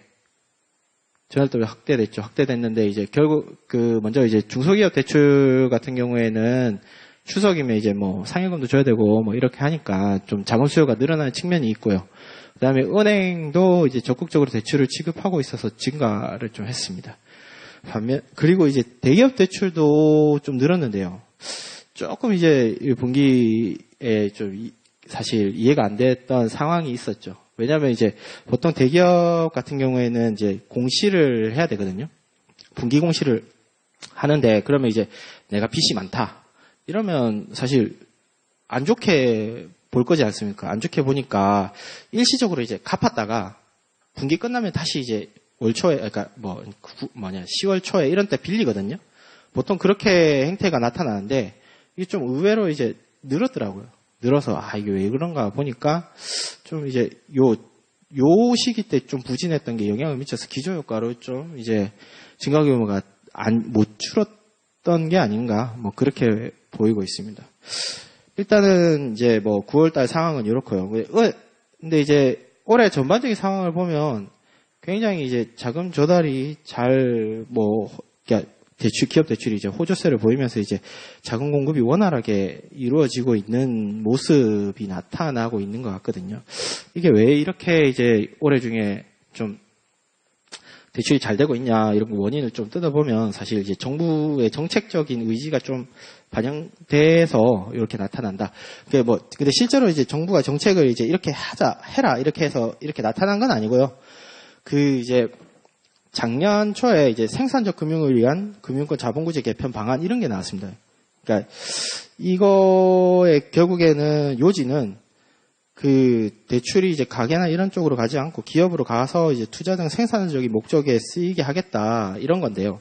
그러면서 이제 이게 도입된 게 이제 바로 이제 이러면서 이제 도입된 새로운 제도가 신예대율인데 신예대율이 이제 2020년 1월부터 적용이 돼야 돼서 이제 돼야 되는데, 그러니까 이 신예대율의 구체적인 내용을 말씀을 드리면 먼저 예대율부터 설명드리는 게 맞을 것 같은데, 이제 예대율이란 게 예금분의 대출이거든요. 예금분의 대출. 요게 100 밑으로 들어가야 된다. 그러니까 예금보다 덜 대출해라. 이런 의미입니다. 왜 이렇게 하느냐. 예전에 이제 한 2010년이었나? 그때쯤에 이제 막 은행들이 외형 확장을 하면서 이제 예금으로 이제 자금을 조달하기엔 너무 이제 좀 불편한 측면이 있으니까 시장에다가 이제 그러니까 은행차나 이런 걸로 발행해서 자금을 확 끌어들이고 그렇게 해서 대출을 막 늘렸던 거죠. 근데 이걸 하면 사실 시장성 수신이라는 게 좀 불안한 측면이 있어서 이제 안정적인 자금 조달 수단이 아니다라고 봐서 이제 금융당국 쪽에서 이제 이거를 규제를 넣은 거죠. 너희 예금만큼만 대출해. 그래서 들어온 게 이제 예수금분의 대출이 100 이하로 해라. 이렇게 해서 처음에 들어왔습니다. 그래서 이렇게 이제 처음에 이제 규제가 들어오고 나서 잘 지켰죠. 잘 지키면서 이제 시장성 수신이 많이 줄이고 예수금을 많이 늘리면서 이제 안정적 수신은 했습니다. 했는데 이제 또 문제라기보다 하여튼 좀 약간 문제로 바라보는 거죠. 2015년쯤에 가계대출 증가세가 확 늘어났습니다. 확 늘어나고 이제 이게 늘어나니까 주담대도 확 늘어나고 이러니까 이게 부동산, 그러니까 주택시장을 자극한다. 이렇게 생각이 드는 거죠. 그래서 이제 그 전까지는 좀 이제 직접적으로 가계담보대출 자체를 이제 좀 규제하는 그런 형식으로 뭐 LTV나 뭐 이런 거 DSR 도입한다든지 이런 식으로 이제 계속 규제를 들어왔는데 이번에 아까 말씀드린 생산적 금융시장 방안 뭐 이런 거에서는 이제 아예 이제 가계대출보다 기업대출을 중심으로 하게 영업 행태를 전환시킬 유인을 주자 이렇게 해서 들어왔는데 그러면서 이제 신예대율을 도입을 하게 돼. 신예대율의 이렇게 이 주요 요지는 가계대출을 한다니 하면 이걸 대출금을 1.15배에서 얹어버리겠다 이건 겁니다. 1.15배. 만약 그러니까 가계대출 1억을 하면 예수금은 1억 1,500만 원을 조달을 해야 된다는 거죠. 그러면 가계대출을 1억밖에 못 했는데 1억 1,500만 원을 가지고 있어야 되면 나머지 1,500만 원이 남잖아요. 그럼 1,500만 원 어떻게 써야겠습니까? 대출을 다시 늘릴 수는 없어요. 이거 대출 늘리면 다시 또 돈을 다시 가져와야 됩니다. 그러면 이제 이 1,500만 원은 이제 뭐 국채라든지 안전자산 이런 쪽에 투자를 해야 되는데 그러면은 좀 사실 예금금리보다 국채금리가 좀 많이 낮아진 상황에서는 역마진이 있을 수도 있겠죠. 그래서 이제 이런 가계대출은 좀 이렇게 좀 안 좋게 만들고 반대로 이제 기업대출 중에 이제 개인 삽자를 제외하고 법인 대출에 대해서는 반대로 그러니까 15%를 이제 할인해서 이제 대출금에 얹게 되죠. 그러면 기업 대출을 할 때는 뭐 1억을 대출한다고 해도 예수금은 8,500만 원 이제 하면 되고 나머지는 이제 1,500만 원 뭐 시장수 수신으로 하든 뭐 이렇게 좀 편하게 할 수 있는 거죠. 그렇게 해서 좀 이제 기업 대출을 할 유인을 이제 늘려놨는데 이거를 이제 내년 1월부터 도입을 하라고 시켰는데 그러니까 은행 입장에서는 이제 좀 딱 이걸 얘기를 듣는 순간 좀 이제 곤란해진 거죠. 왜 그러냐. 이제 그러니까 지방은행이 좀 안 그런데 대형 시중은행을 보면 보통 대출 구조 포트폴리오가 이렇게 구성되어 있습니다. 이게 법인 대출이 한 1 정도 규모라고 치면 개인 사업자 대출이 거의 비슷한 규모로 있고 그 다음에 여기 가계 대출이 2 정도 됩니다. 그러면 이제 지금 법인 대출이랑 가계 대출 비중만 비교해 놓고 보면은 가계 대출이 훨씬 많지 않습니까? 그러니까 돈을 더 조달을 해야 되는지 아니면 가계 대출을 기업 대출로 돌리든지 이런 행태를 그러니까 영업을 해야 된다는 거죠. 그래서 이제 결국에는 올해 중에 이제 행태가 이제 좀 기업 대출을 많이 늘리고 사실 가계 대출을 줄이는 거는 그 선택지에 잘 없는 게 자기네들 자산을 줄이면 결국에는 시장 점유율이라든지 이런 게 문제가 되는 거니까 가계 대출 줄이는 건 사실 크게 선택지에 넣지는 않았고 은행 입장에서 제가 보니까 기업 대출을 좀 늘리면서 조달을 많이 하자 뭐 이런 식으로 갔던 거죠. 예. 그래서 이제 기업 대출이 전반적으로 늘어난 형태로 나타났다 그렇게 보시면 됩니다. 다만 이제 여기 보면은 여기 대기업 대출이 이제 분홍색으로 되어 있는데, 그러니까 기업 규모별로 좀 약간 이제 상이하게 나타났거든요. 그러니까 중소기업 대출은 그런 이제 흐름을 타서 좀 이렇게 잘 늘어나고 있었는데, 이제 대기업 같은 경우에는 이렇게 좀 부진하다. 이렇게 부진한 모습이 나타나고 있었죠. 그래 이게 부진하면 왜 부진할까? 뭐 은행이 대출하기 싫어서 그런가? 그런 건 아니고요. 당연히 이제 은행 입장에서는 좀 안정적이고 이런 대기업 대출을 좋아하는데 문제는 이제 대기업들이 이제 원하지 않는 거죠. 왜냐하면 이제 중소기업 같은 경우는 대출밖에 이제 자금 조달할 창구가 별로 없는데 대기업 같은 경우에는 이제 뭐 회사채로도 조달을 할 수 있고 이러니까 이제 두 개를 놓고 이제 비교를 하는 거죠. 근데 보면은 올해 시장금리가 올해 전반적으로 많이 떨어졌거든요. 그러면서 회사채를 많이 늘려서 이제 자금을 조달하게 되고, 그러면서 이제 자금 조달하면서 그 자금 조달로 투자를 하고, 아니면 이제 좀 금리 조건이 좋으니까 회사채를 발행해서 좀 고금리 대출을 갚고, 뭐 이런 식으로 이제 행태를 나타나면서 전반적인 이제 대기업 대출이 줄었다. 올해 중에 그렇게 보시면 되고요. 그 다음에 뭐 대출은 여기까지 설명을 드리고, 다음에 이제 직접금융시장 같은 경우에는 이제 뭐 간단하게 말씀을 드리면은 9월은 이제 CP 중심으로 감소했는데 이거는 뭐 분기말 효과, 그게 아까 뭐 비슷한 얘기죠. 예, 회사채 이제 대출을 줄이고 뭐 하는 그거랑 비슷한 의미로 이해를 하시면 됩니다. 그래서 CP를 중심으로 감소했는데 이제 연간 전체로 이제 상황을 보자고 하면 뭐 CP는 딱히 크게 두드릴 생각 없는데 아까 말씀드렸다시피 금리 조건이 좋아서 회사채 발행이 굉장히 늘어난 상황이고요. 그다음에 이제 반대로 주가는 좀 부진한 흐름을 보였거든요. 그래서 이제 IPO나 유상증자를 통한 이제 주식 자금 조달은 좀 작년에 비해서 부진해진 모습을 보이고 있습니다. 네, 그리고 직접 수익자역 말씀은 여기까지 드리고 다음으로 이제 기타인데요. 이건 뭐 간략하게 뭐 설명해 드리겠습니다. 이제 뭐 처음에 이제 연체율인데 연체율은 이제 그 은행의 이제 건전성이랑 직결되는 지표거든요. 이 그 직결되는 지표인데 보면은 가계대출 및 기업대출이 모두 낮은 수준 안정적인 모습을 보이고 있어서 뭐 특이할 사항은 없었다. 그렇게 보시면 되고요. 다만 이제 여기 그래프 보시면 여기 좀 튀었는데 이때 뭐가 있었냐면 사실 성동조선 해양이 이제 기업회생 절차 들어가면서 한 번에 한 2조 좀 넘는 규모의 자금이 이거 대출이 한 번에 연체로 잡히면서 이제 확 들어 올라갔다가 이때 이제 그 연체 채권을 이제 매상각하면서 좀 다시 이제 다시 안정적인 수준으로 돌아왔거든요. 이게 뭐 이렇게 튀는 거는 뭐 그 정도로 이해하시면 될 것 같습니다. 다음에 이제 은행 수신인데 이제 그 그러니까 은행이 대출하기 위해서 이제 돈을 어떻게 이제 조달했냐 이건데요. 보면 이제 9월 중에는 증가세를 지속했으나 증가 규모는 축소되었다. 이렇게 보시면 됩니다. 그래서 이제 수십 출시 예금은 계절적 요인이죠. 계절적 요인인데 이게 명절 및 분기말 요인으로 증가했다는데 이제 명절 요인은 가계 쪽 요인이거든요. 아까 말씀드린 뭐 상여금 받으신 분들 대출이 없는 경우에는 조금 이제 뭐 수십 주식이라든지 이런 데 넣어놓는 분들이 좀 있겠죠. 그래서 이제 좀 늘어났고요. 분기말 요인 같은 경우에는 이제 기업 쪽에서 분기말이면은 좀 결제 자금이라든지 뭐 유동 비율 재무 지표 때문에 이쪽으로 좀 담는 경우가 있습니다. 그래가지고 이렇게 좀 기업이랑 가계가 좀 이쪽으로 늘었고요. 그다음에 정기예금 같은 경우에는 일반적으로 사실 분기말에 좀 꺼지는 경향이 약간씩 있는데 이번에는 이제 은행 자금 유치 노력으로 소폭 증가. 이거는 이제 아까 말씀드렸던 그 신예대율 관련해서 이제 좀 자금 조달할 필요가 있으니까 늘었다. 이렇게 보시면 됩니다. 다음에 이제 시장성 수신을 이제 CD 순상환으로 감소했다는데, CD를 왜 순상환했냐 하면 이제, CD가 보통 이제, 만기가 한 91일 정도 되는 게 보통인데, 그러면 3개월 뒤에 돌아오면 이제 연말로 돌아오죠. 그럼 연말에 자기들도 결산도 해야 되고 막 바쁜데, 여기에 이제 CD 만기가 돌아와가지고 다시 자금 조달을 해야 되고 이러면 이제 은행 입장에서는 굉장히 불편한 거죠. 그러니까 굳이 이제 이때 CD에 대한 이제 CD를 발행하려는 이제 유인이 적어져서 9월달 좀 이렇게 안 좋았다. 이렇게 보시면 되고요.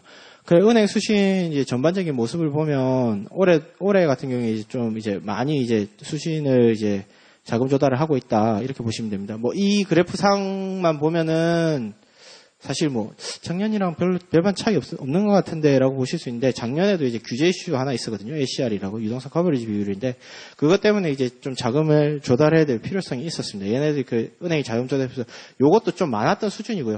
요 많았던 수준이 거의 유지되고 있는 거는 이게 이제 요번에 또 신예들 들어오면서 또 이제 그 자금 조달이 늘어나고 있다. 이렇게 보시면 됩니다.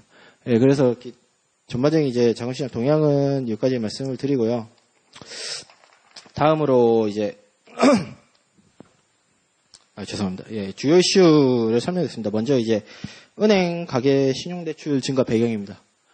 이제 뭐 동향을 먼저 말씀드리면 이제 4월 이후에 신용대출 증가폭이 크게 확대됐다 이렇게 보시면 됩니다. 근데 이제 1분기 중에는 감소했는데 4월 중에는 9.6조 원 증가했다. 이것만 보면 사실 이제 얼마나 많이 늘었나 감이 안 오는데, 이제 다른 연도랑 비교해 보면 이렇게 바로 티가 나죠. 이거 보시면은 요 정도 수준이었는데 이렇게 4, 9월 중에 많이 늘었다. 이렇게 보시면 됩니다. 그래서 이제 그러니까 이것 때문에 이제 하락세를 지속해왔던 이제 은행 가계대출 증가율이 이제 다시 올라가고 있어서, 요거에 대해서 이제 사실 이제 저희가 많은 규제들을 통해서 가계대출 증가율을 억제를 해왔는데, 금융당국 쪽에서 이런 것들이 다시 이제 좀 올라가는 모습을 보이니까 한번 이제 왜 그런지 살펴봐야겠다라는 측면에서 이제 본 거죠. 그래서 이제 왜 그럴까 이제 살펴보니까, 하나가 이제 주택자금 수요 증대입니다. 주택자금 수요 증대인데, 보면은 이제 주택 매매량이 이제 늘었죠. 1, 3월 중에 이제 뭐 월평균 이제 1.8천호, 그러니까 1,800호 정도 거래됐는데 7, 8월에 7,800으로 이제 많이 늘었습니다. 뭐 이게 거래를 많이 하면 돈을 많이 빌려야겠죠. 그러니까 돈을 많이 빌리니까 결국 늘어날 수밖에 없는데, 이게 그러면 왜 주담대가 아니라 요거에 신용대출에 대해서 영향을 미쳤느냐. 그 사실 보면은 그 서울 지역의 대부분이 지금 LTV 규제가 40%를 적용을 받고 있습니다. 근데 이제 뭐 한국감정에서 나온 이제 평균 매매 가격을 보면 아파트가 8억 원대거든요. 평균 매매 가격대가 8억 원대. 그러면 8억 원에 40% 하면 3.2억 원입니다. 3.2억 원. 주담대 최대 받아봤자 3.2억 원밖에 못 받는 거죠. 그럼 나머지 이제 4.8억 원은 이제 기존에 모아뒀던 돈을 쓰거나 아니면 다른 대출을 써야 되는데, 그게 중에 하나가 이제 신용대출 가지고 이제 주담대를 받는다. 그렇게 보실 수 있는 거죠. 근데 이렇게 8억이 사실 평균 수준이지, 요즘에 뭐 저쪽 이게 강남 지역이나 이런 데 보면은 엄청 비싼 것들 많지 않습니까? 근데 이제 LTV 규제가 퍼센테이지 기준이니까 강남 쪽으로 가면 갈수록 이제 그 LTV를 오버하는 그 절대 금액 자체가 확 늘어나거든요. 그러면 이제 그쪽을 이제 메꾸려면은 결국 신용대출을 이용할 수밖에 없다. 뭐 그런 측면이 있는 거죠. 그래서 이제 뭐 보시면 이 서울 고가 아파트 매매 거래량 이거 보시면은 최근 또 많이 늘었거든요. 결국에는 요런 것들 때문에 그 아까 절대 금액이 많이 늘어나서 그게 늘어났다. 뭐 그런 측면이 있고요. 뭐 여기에 더해서 하나 말씀드리자면, 뭐 저 같은 경우에도 이제 집 때문에 대출을 썼는데 신용대출이랑 주담대 다 썼거든요. 사실 저 같은 경우에는 그 둘 다 썼는데 LTV를 다 넣지는 않고, 그러니까 주담대를 이제 LTV 한도까지 넣지 않고 이제 신용대출 중심으로 이제 넣었습니다. 왜냐하면 이제 사실 아까 말씀드렸듯이 중도 상환 수수료가 있어서 이제 이게 중간에 만약에 갚으려면 신용대출이 훨씬 더 편리하거든요. 그래서 이제 그렇게 했는데, 예, 사실 괜히 그런 것 같습니다. 예, 별로 못 갚아요. 예, 그래서 예, 이제 오히려 이제 사실 지금같이 대출 규제가 들어왔을 때는 주담대를 최대한 땡겨놓고 신용대출 이게 보루로 남겨놓는 게 제가 보기에는 오히려 더 것 같은데, 뭐, 하여튼, 대출을 땡긴 시점에 그런 것까지 이제 고려하지 않고 이제 너무 이제 꿈이 컸던 거죠. 예. 그래서, 예, 어쨌든 뭐, 대출 갚기가 쉽지 않다. 그렇게 보시면 될 것 같습니다. 예, 뭐, 그래서 이제 그렇게 주택자금 수요 증대에 따라서 이제 신용대출도 늘어났고요. 또 하나가 이제 분양 관련 문제인데, 이제 분양 관련 자금 수요가 증가했습니다. 이제 보면은 분양 물량도 조금 회복되는 모습이고요. 분양 가격도 점점 올라가고 있죠. 예, 분양 가격이 점점 올라가고 있습니다. 근데 이제 분양 가격 관련해서 이제 중도금 대출 제가 얘기했을 때 아까 집단 대출 얘기를 말씀드렸지 않습니까? 왜 그러면 집단 대출이냐, 신용 대출이냐?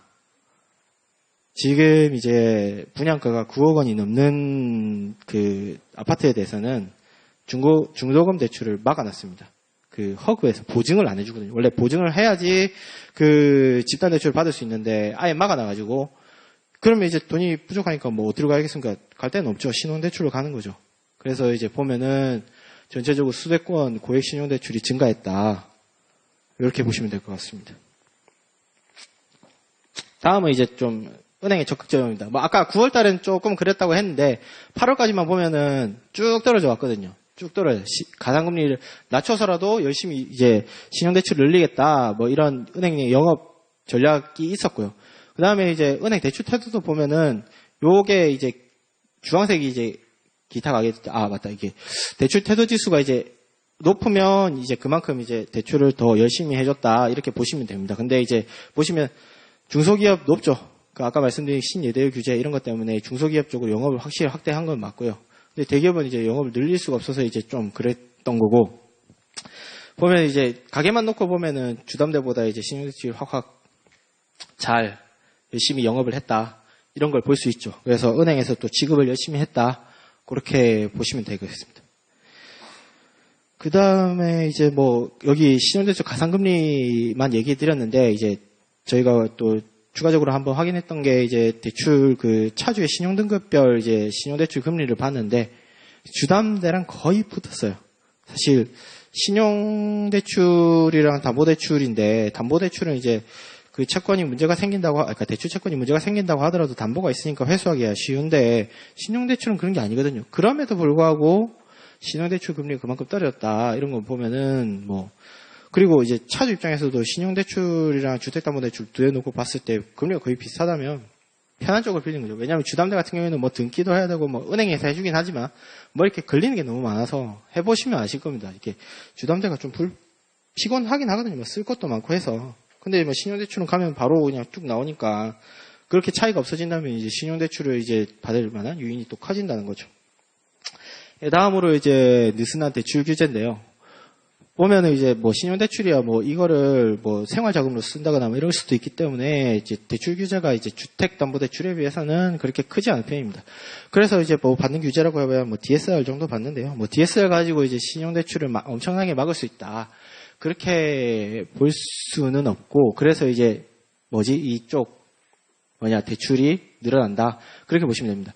그래서 이제 요 그래프를 보시면은 은행의 주담대 및 신용대출 증가입니다. 아까는 이제 주담대를 이제 전세대출 포함해서 봤는데 우리가 전세대출은 전세자금으로 쓰였다고 가정을 하고, 그러면 이제 나머지 금액들이 어느 정도로 이제 주택에 들어갔을까 생각해 보면, 그러니까 주로 이제 이 자금들이 주택시장에 영향을 줬을 거다라고 생각해서 이제 보면은 신용대출이 이제 점점 이제 비중이 늘어나는 거죠.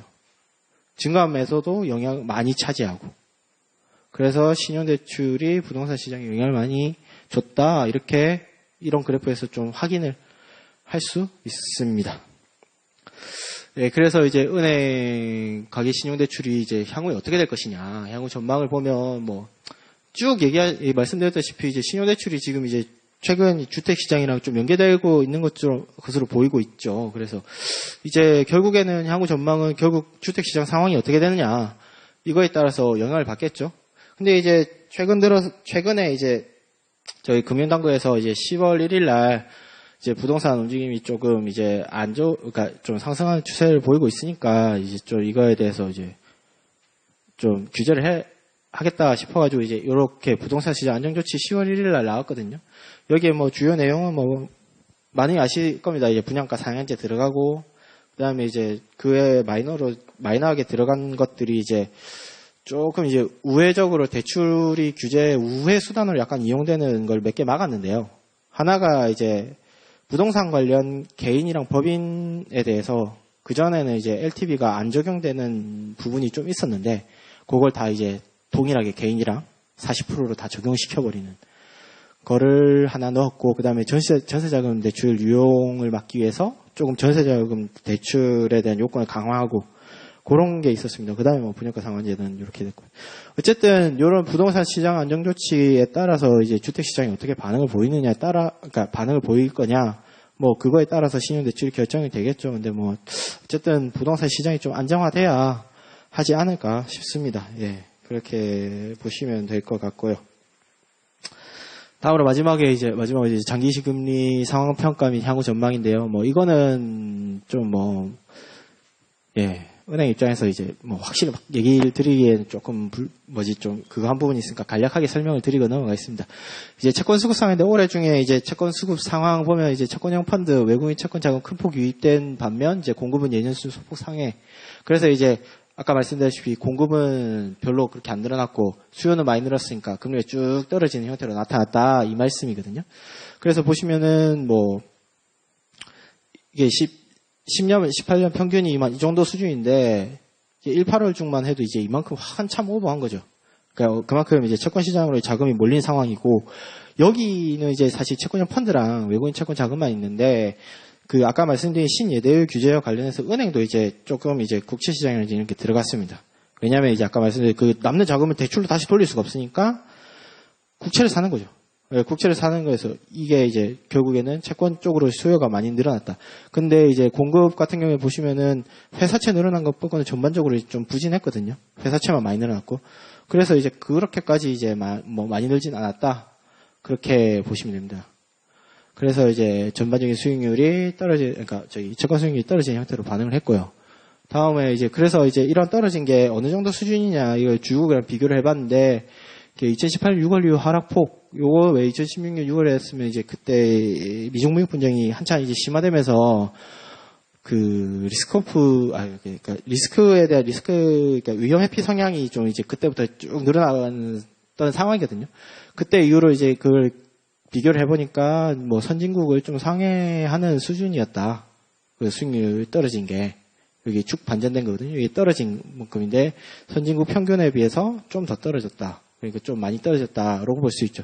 다만 이제 뭐 아까 말씀드렸듯이 채권 수익률 자체는 주요국에서 여전히 높은 편이거든요. 보면은 이 절대 수준이죠. 이게 환했지 안 했다는 게 그냥 절대 수준이라고 보시면 됩니다. 미국보다 조금 낮은 수준, 그 외의 국가에 비해서는 높은 수준이고요.